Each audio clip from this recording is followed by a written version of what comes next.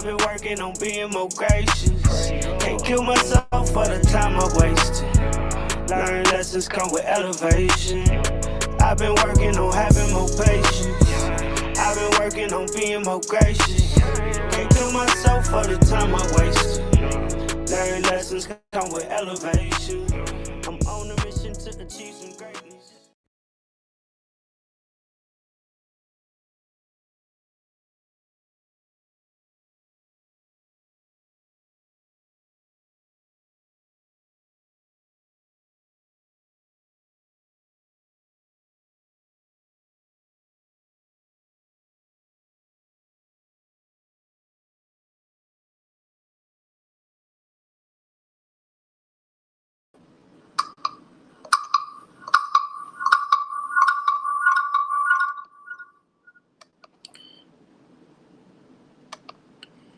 Okay, sorry about that. What is going on? How are you doing this evening? Hey Jackie, I'm good. How are you?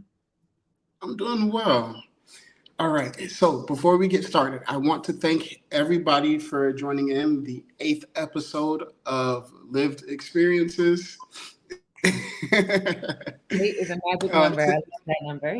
right, it, it's literally my favorite number. So tonight I have Dominique Natasha with us. Do you want to go ahead and introduce yourself? Sure. And I feel like I'm way up in the screen. I'm looking at you, and you're looking at me. I'm looking at you. Let me back up just a little bit. Hey everybody, my name is Dominique Natasha. I'm super excited to be here with you all tonight. When I think about an introduction, I'm like, what is it that I don't do, right? So I am a transformational speaker. I am a capacity building coach. I'm an educator, and that is in a variety of ways. I used to teach for 6 years in a classroom setting, but now I work with a lot of adults, and I also teach dance fitness. If you go to my Facebook profile, you'll see it says I teach people how to do things, because when my friends find out I can do something, they expect me to teach them how to do it, right? Yeah. But certainly not least, I am the founder and executive director of Urban Community Alliance. And we are an organization that is dedicated to strengthening urban communities by building the capacity and the resilience of the people who live and work in them. So I lead workshops on how to manage your stress, emotional management, build strong and healthy relationships. And we also talk a lot about conflict resolution right now. I'm really doing my best to help bring humanity back into society and the workplace. So I told you I do a lot. I'm pretty sure there's something that I have not named on here, but that's me. We'll just double back at the end so you can name everything else. All right. So tonight's discussion is I love you, but I don't like you right now. Mm-hmm. So for me, I personally believe that regardless of what you're going through, the love is what should be able to stabilize you. Mm-hmm. I think that love is a deeper connection than like. Me and Yeah. my wife, we have a debate. She thinks that like is more important, and I think that love is more important. Because Mm-hmm. I think both of them require maintenance, but I think like is just a little more fragile than love. I think love, the term and the understanding of it is just a little bit more robust than like. So I think when you are in something and you're having a hard time with somebody, I think that regardless of how you feel, you should still be able to do what needs to be done because you love that person enough to do it. Yeah. What do you Yeah. think? I feel you on that 100%. I think so. This is the educator in me, right? So I think Yeah. first we should be defining what love is, right? Okay. So before I do that, though, I want to name for all the people who are watching, the stuff that we're talking about tonight is for if you are in a healthy relationship, right? And these are any type of long-term relationships. This is not if you are in a relationship with an emotional abuser, somebody that's toxic or things like that, right? So we want to name Right. that first, right? So Yeah. now going back to my definition of love, I define it by the scripture, 1 Corinthians 13:4. And so I pulled that up just so that I can read it and like do not do a disservice to it, right? So it says, love is Yeah. patient, It is kind. It does not envy or boast. It is not arrogant or rude. It does not insist on its own way. It's not irritable or resentful. It does not rejoice at wrongdoing, but rejoices with the truth, right? So that is what I feel like my purpose is here on the earth, right? Is to love people, and that serves in a variety of capacities. But when I think about the importance of loving and liking, I don't know if I can rank one higher than the other. I think there has to be a strong level of balance between the two, if I'm being like quite frank, because you can love somebody, to the world, to the end of the world and back, but it not be enough to sustain the relationship, right? So Yeah, right. you know, I think you need both of those, because when you like that person, you also want to be around them, and that allows you to be able to connect with them on a variety of ways and like builds the intimacy. I feel like love is the foundation that we should have for all humankind, not just like the relationships that we are in. So I might be on the same, if I had to choose a side, I might have to go with your boo. I'm still gonna stand firm and disagree with both. Yeah. Because I genuinely believe that I think like is more easily developed than love. Ooh. Now, the love that you refer to is the agape love, which you should have that basic love for every person. But when we're in a romantic situation, that love is more of a founding piece than the like, because you know, at first you start off liking the person and then it develops into love. Okay. So in my opinion, I think that because the like has matured into love, that the love is what is more important. Okay, I hear you on that. I think I'm still gonna stand my ground on this piece. So, and let me tell you why, right? So I am a big what is the word, advocate of knowing your locus of control, right? And so love is the piece that I feel like I can control. I determine whether or not I'm kind, if I'm patient, if I'm all of those other things that are incorporated in the relationship. Like is dependent upon the dynamic of the two people, right? And I think that some of the things that are incorporated in that like is how are you able to resolve conflict, right? Like I can love you, but if we argue all the time and we can never come to a resolve and like all of that stuff, when we end up not liking each other, the love that I have for you doesn't matter, because I have to choose peace, right? And if we are working through, we've gone through a season where we've been trying to work through this and we still cannot resolve conflict. We don't know how to communicate well. We don't know how to manage our own emotions. We don't know how to do all of those things. Then the like is going to fade. And then ultimately, if we don't like each other, Jackie, we're not going to be together.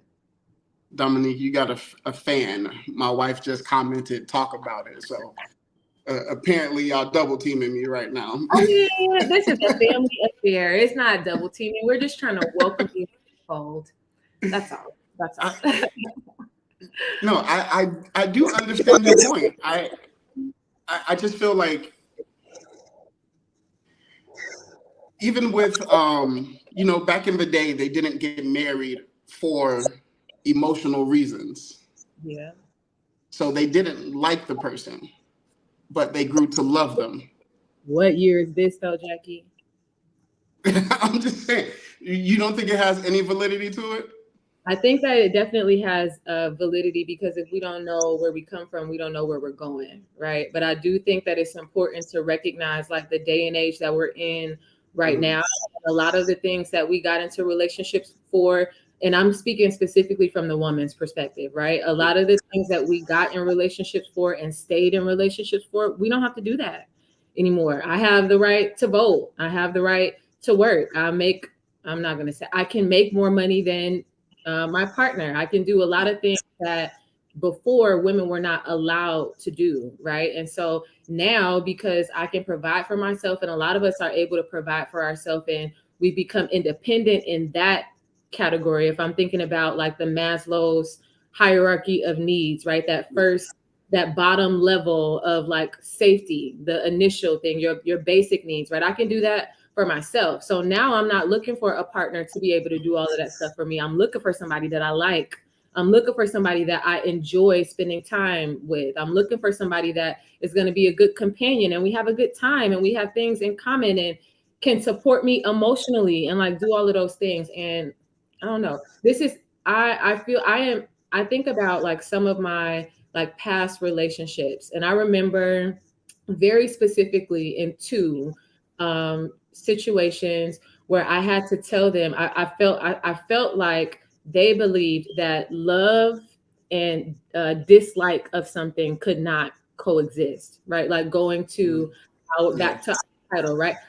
Just because I speak up about something that you do that bothers me or something that I don't like, it doesn't mean that I don't love you still. I just don't like that piece about you. And so after not about you, I don't like what you're doing right now. And I'm asking you, I'm expressing that right now so that we can come to some type of resolve or compromise so that I don't have to sit and be miserable, in this space. And ultimately, what I've seen happen is that I don't want to just say men, right? But I'm not in romantic relationships with women, so I can't speak from that perspective. When you tell them the piece that you don't like, right? I love you, but I don't like this part right now. It like eats away, like that constructive feedback eats away at their like pride or ego or like the value or worth that they feel like they have. And like that is the part that is, I would say, is a little puzzling to me because again, you act as if love and dislike of something cannot coexist. So you literally just like fed them a mouthful. I don't think they're going to be able to digest that all at once. Okay. But for me, the few pieces that I personally took away and that I will also use is I love you, but I don't like your actions, not necessarily you. So because I love you, I'm offering constructive criticism. Come on. But I know for men, I know specifically for me, when my wife corrects me, sometimes it hits my ears and then it goes straight to my ego. So I don't get to process it from a logical place. I can only process it from that place where I am now defensive, and that does cause a lot of conflict. I will admit to that. I have done that. And this is why I was talking earlier about the importance of conflict resolution and that emotional management piece, right? Yeah. Men have emotions that they don't really tap into or express, but it doesn't mean that y'all don't feel it, right? And so in those moments when you feel that your ego is bruised, I think it's important for us to be able to acknowledge that, like, dang, that hurt my feelings. However, even if it hurt my feelings, does that mean that it's not true? Is that feedback triggering something within me that is making me be defensive? And what choice am I going to lean into? Am I going to choose to be defensive and jeopardize my partner liking me, like for real? We know that that's the most important piece. Or am I going to choose love for my partner and, to continue to work on us liking each other and not be defensive? Let me let my guard down. Let me really listen to what they are telling me, because they know me better than anybody in this world. They're the closest person to me. And I believe that they would be telling me this out of the what is the word that I'm not the benefit of the doubt, but for my own well-being and for the betterment of us as a unit. Right. And I think that's important to name. I want to make sure for the people that are watching us that I know we're using like romantic language terms right now, but we're talking about all relationships. We're talking about romantic relationships. We're talking about long-term friendships. I'm talking about parental, familial relationships, because I'm the mom of a teen and a 7-year-old. And Lord, pray for me if y'all pray. But right, like all of these type of relationships are affected by this dynamic. It's important for us to learn how to do that. Yeah. My wife is definitely rooting for you. She says, "Bring Dominique Natasha back. She is the truth." So, yeah, you got a whole new fan. And I do agree. I think it's hard for men to process.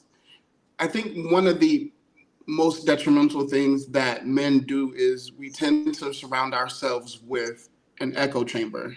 So everybody in our group, we have the same mindset.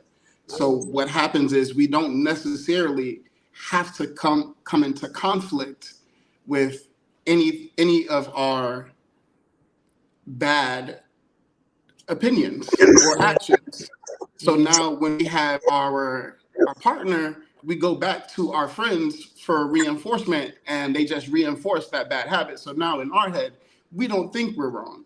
Yeah. But like you said, so would you say that once the of the relationship has deteriorated, the love part no longer has a foundation to stand on?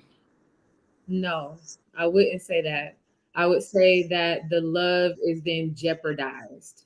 Mm-hmm. I think that because I do think that love is the foundation, and I think that if the love is there, if you recognize that it's there, you can continue to put the effort. But I feel like the dissipating makes it the effort have to be greater, and that is where a lot of relationships fail, right? Like people still know that they love each other, but I don't like you like that, and I'm really trying. I'm trying, but like everything now that you do gets on my nerves. You brush your teeth wrong, you smell funny now, and I used to like to be, like it takes away like so many layers that I mean, the Bible says that love covers a multitude of sins, and I believe like 100%. I just think that it makes the effort to love greater once the light has started to dissipate. That's legit. I like that. I can rock with that. So how do you handle a situation where your partner has wronged you and you're trying to deal with that situation? Like not even in the moment conflict resolution, but like say, sometimes arguments, they last a couple days. Mm-hmm. How do you still display that love, even though in the moment you don't like that person? Okay. So let me tell y'all, I'm single now because I am learning to master that, right? I have learned also what y'all will learn about me is I am like 100% authentic. What you see is what you get. I'm not going to put on like a show for you. Like this is who I am. So what I am learning is that I do not respond well to disappointment. And when my feelings are hurt or when like I have expectations that, especially if they have been set by somebody else, my need to control the situation and like my masculine energy kind of comes out and I bark a little bit. And so what I am learning to do is to operate in love. And what that looks like for me is that emotional management piece that I talked to you about, right? Yeah. I'm choosing to be present. And so I'm choosing to initiate contact and be soft. I'm not going to ignore you. I'm not going to hang up in your face. I don't, the silent treatment like doesn't really work well for me. And I am a person that likes to like resolve things and nip things in the bud rather quickly. And so I will learn if my partner or my friend is the opposite of that and they need space, I will give them a little space, but I'm gonna check in, about it, but only to a certain extent. Like once I feel like those efforts are not valued and like you can't see what I'm putting in or the effort that I'm putting in because you're so caught up in your feelings, then I might have to like knock a little bit. Hey, you see, like we are saying that we are in this thing together. And so I can't be the only person that's trying to initiate the resolve. Like this is something that we have to do. So I would say love for me looks like physical touch. It looks like open and gentle communication, apologizing because I'm not always gentle. So like accountability and owning my part in the situation and not like fully blaming the other person. I try to hold space for people to be human because I know that sometimes emotions do rise and you're not going to be gentle with me all the time. We might have to argue or yell a little bit and that's okay, right? As long as that's not extended or we don't get like super disrespectful in those moments because it's really about how we handle the conflict and not expecting it to be perfect all the time because that's not realistic and that's not really how life works. Facts. I think the most important part is the grace aspect. I think conflict is unavoidable, Yes. but so is the conflict resolution. I think at some point in time, whether you have to come to that solution by yourself or with your partner, there has to come a point where where the conflict comes to an end. And I think sometimes, as far as friendships, that means ending friendships. I for one, I have a no chase policy. Ooh. The only person that I will chase is my wife, and that's because I've made a higher commitment to God for her.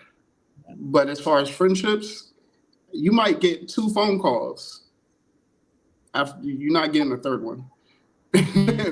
I think that grace and that communication part is what holds people together, and I think that is that's where you find common ground. You come to understand each other, and I think oftentimes we don't know how to communicate effectively, and I'll say that for myself as well because I'm still learning. Yeah. And we don't know how to.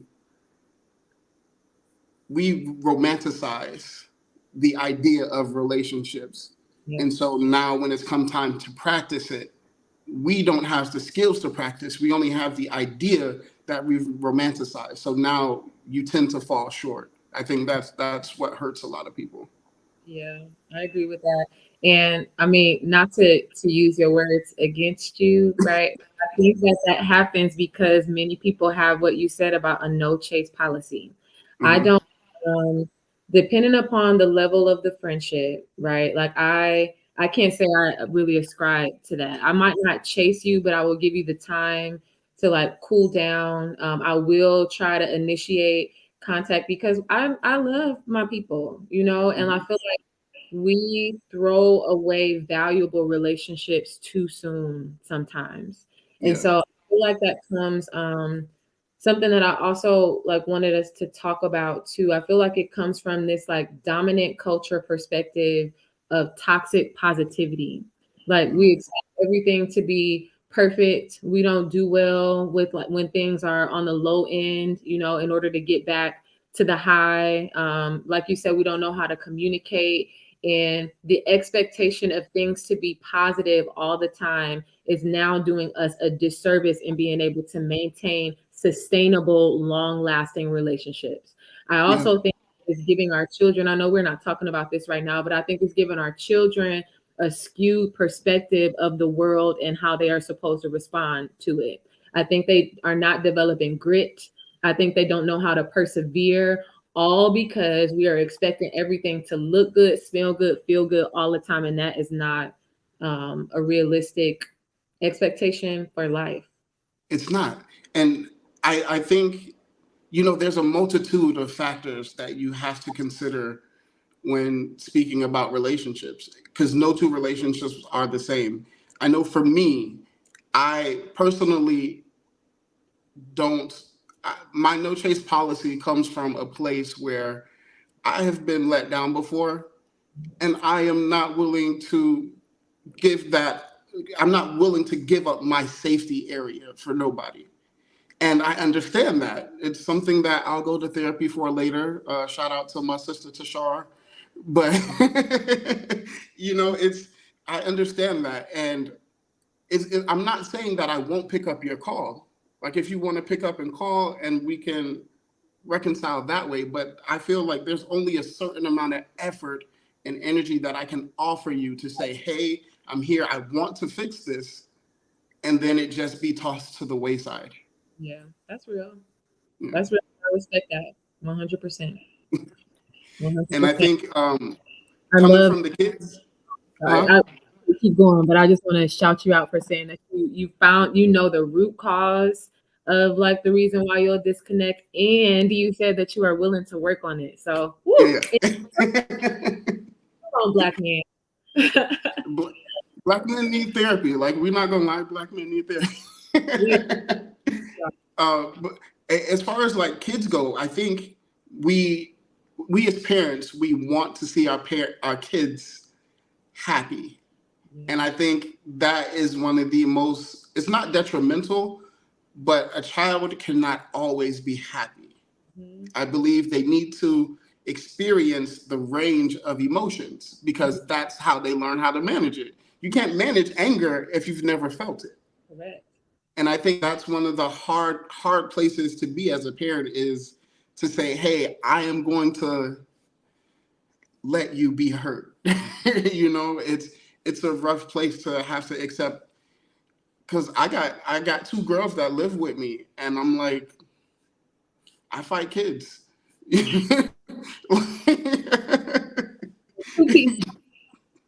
You know, like, my daughter comes home, she had a rough day at school, I'd be ready to pull up. Like, where are the parents at? You feel me? Like, but we have to understand, like, they need to go through that. And I think it's just hard for parents to let go. I think we're also, I know for me, what I do, I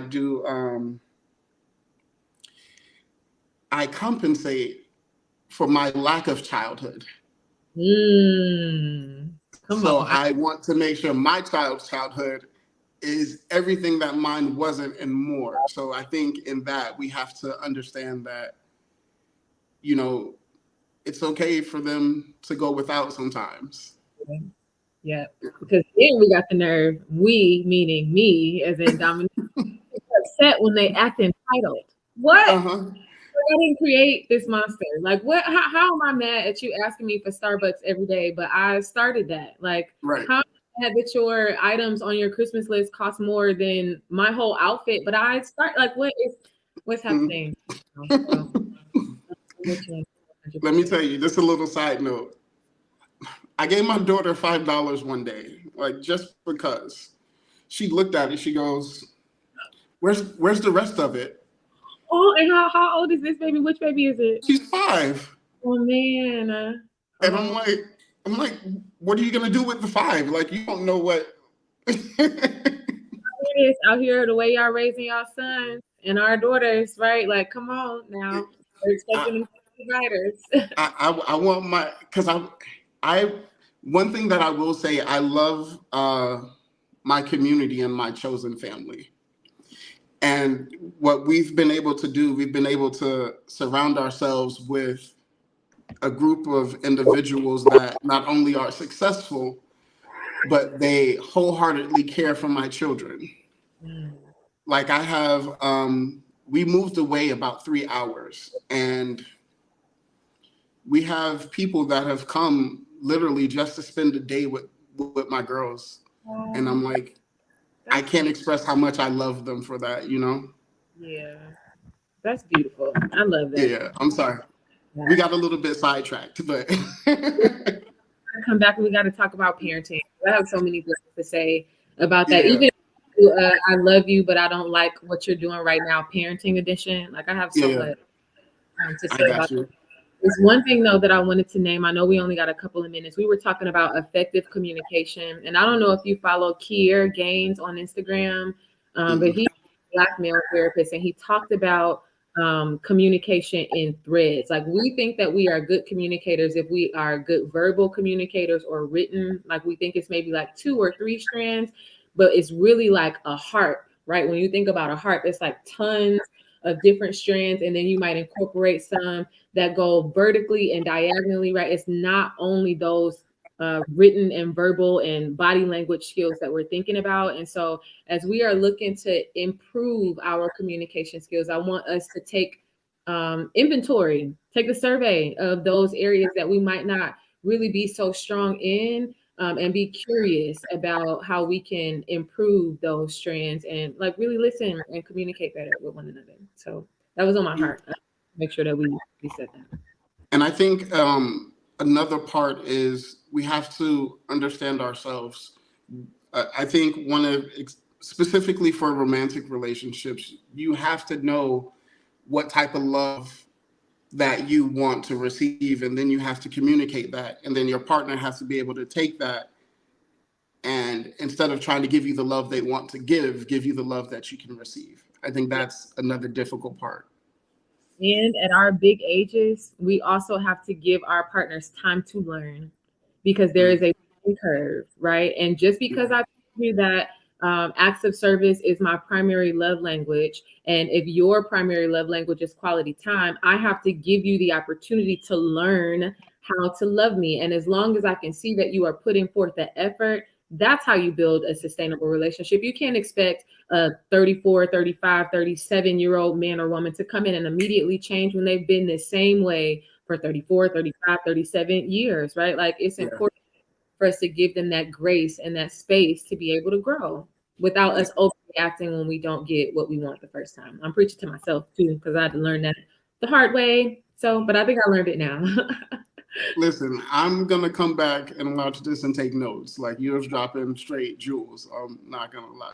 Same. I wrote down some things right now too in my journal.